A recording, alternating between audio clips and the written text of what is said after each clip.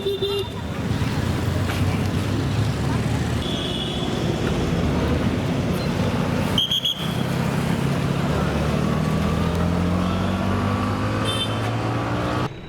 এইটোৱে আহ্বান জনাম 15 নং ৰাষ্ট্ৰীয় ঘাইপথত খুব সঘনে দুৰ্ঘটনা হয় আৰু ইয়াৰ ফলত আমি বহুত ডেকা গাভৰু তেজাল ডেকা গাভৰুক আমাৰ বুকুৰ মাজৰ পৰা হেৰাই যাব লগা হৈছে অকালতে। আমি বহুত সপোন অকালতে হেৰুৱাইছোঁ।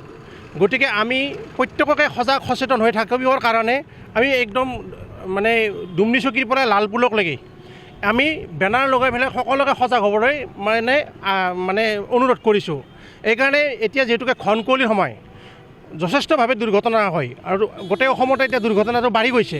সেইকাৰণে আমি 15 নং ৰাষ্ট্ৰীয় ঘাইপথত যিহেতুকে বেছি দুৰ্ঘটনা হয় সেইকাৰণে প্ৰত্যেককে 2চকীয়া বাহনত 2জনে হেলমেট পৰিধান কৰক, 4চকীয়া বাহনত 4জনে ছিট বেল্ট পৰিধান কৰক, সুৰাপান কৰি গাড়ী নচলাব।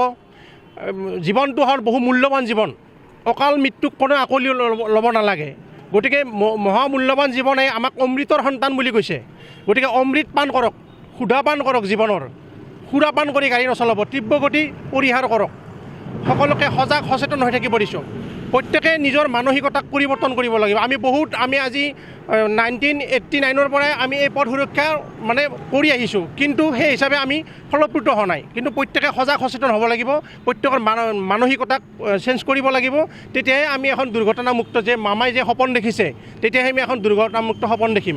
আৰু এই যিহেতুকে এতিয়া ঘন কুঁৱলীৰ সময় প্ৰত্যেকে গাড়ীত ফগ লাইট লগাব আৰু গাড়ী মানে ৰাস্তাত কোনোদিনে পাৰ্কিং নকৰিব আৰু গাড়ী চলালে অভাৰটেক নকৰিব। ঘন কুঁৱলীৰ সময়ত গাড়ীক কেতিয়াও অভাৰটেক নকৰিব। চাই চিতি সাৱধানে গাড়ী চলাওক। সকলোৱে হেলমেট পৰিধান কৰক, ছিট বেল্ট পৰিধান কৰক। এই আহ্বান ৰাইজৰ প্ৰতি।